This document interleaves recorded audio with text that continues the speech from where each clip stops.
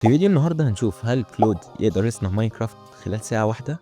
وفكرة الفيديو مش جديدة على القناة لأن عملنا فيديوهات من النوع ده قبل كده وكلهم فشلوا صراحة. وزي ما قال واحد معرفوش، الغبي مش اللي يغلط، الغبي اللي يعرف نفس الغلط أكتر من مرة. وطبعا أنا رايح أعمل نفس الفكرة للمرة التالتة، لكن المرة دي تحدي مختلف شوية. النهارده هنخلي كلود يعمل ماينكرافت على محرك جدر. طب ليه كلود بالذات؟ بصراحة اللي اكتشفت ميزة جامدة جدا، مش بس يديك أكواد، ده بيديك بروجكت كامل، ملفات، مشاهد، سكريبتات، كل حاجة تقريبا.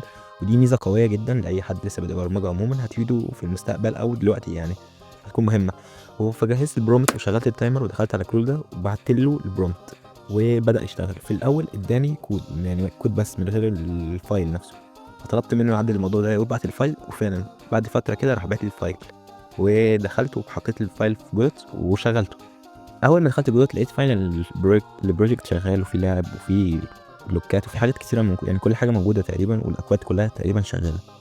فقعدت ألِف كده لفة لحد ما اكتشفت إن الكود يعني كله شغال، وجيت أشغّل اللعبة وطلع لي أول error، فرُحت نسخته وبعته لكلود وعدّل لي على المشروع كله وبعت لي نسخة شغالة. لكن هنا أول ما خدت النسخة شغالة وجيت أشغّلها، ظهرت عندي مشكلة غريبة نوعًا ما، إن الproject نفسه مش راضي يفتح. يعني آجي أشغّل اللعبة ممكن يطلعني من جوّه مش راضي يفتح. فقعدت حبّة حلوين يعني عقبال ما أكتشف إيه الغلط. فعملت مشهد جديد وحطيت في اللعبة والمشهد اشتغل، حطيت فيه world generator بس مش اشتغل، فعرفت بقى إن الغلطة في الworld generator.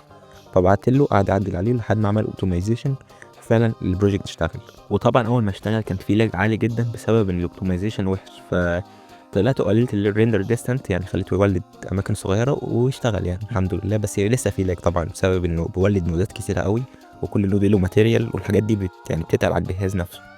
فمشكلة الأداء مش يعني هتبقى كويسة طول الفيديو، فعادي يعني هنعديها، مش هنقيم على الأداء. بصراحة في حاجات حلوة أوي، زي مثلا النظام اللي هو تقدر تغير البلوكات اللي أنت تبني بيها، وتقدر تبني وتكسر، وفي حاجات من ديت.